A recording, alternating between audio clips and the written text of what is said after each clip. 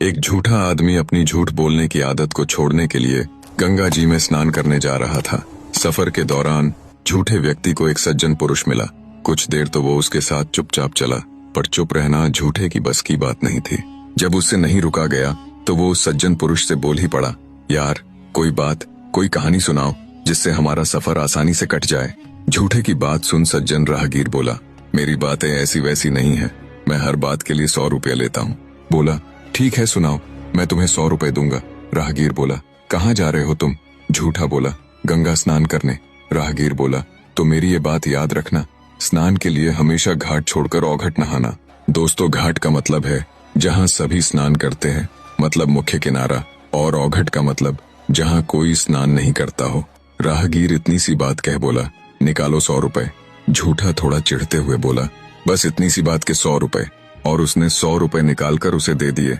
थोड़ी दूर चला तो फिर से उसे बात करने की तलब लगी। वो फिर से बोला, भाई कहो ना कोई बात जिससे रास्ता कटे। राहगीर बोला, ठीक है सुनो फिर, झाड़ बिछा के सोइए खाट।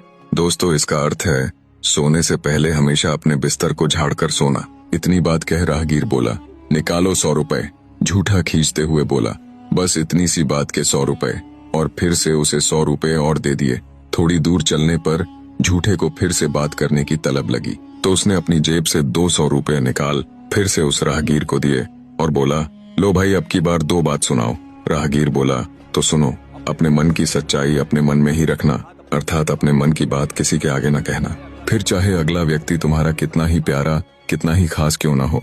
आगे सज्जन राहगीर बोला, अब आखिरी और चौथी बात, कोई बात नहीं, बल्कि मेरा नाम और पता है। इतना कहते हुए सज्जन राहगीर ने झूठे को अपने नाम और पते वाली वो पर्ची दे दी और बोला, शुभा चातर मेरा नाम है, झगड़ जंजाल मेरा गांव है, कभी कोई मुसीबत पड़े तो याद कर लेना। अब दोनों के रास्ते अलग अलग हो गए। झूठा व्यक्ति अपने राह चल पड़ा और शुभा छात्र अपने रास्ते।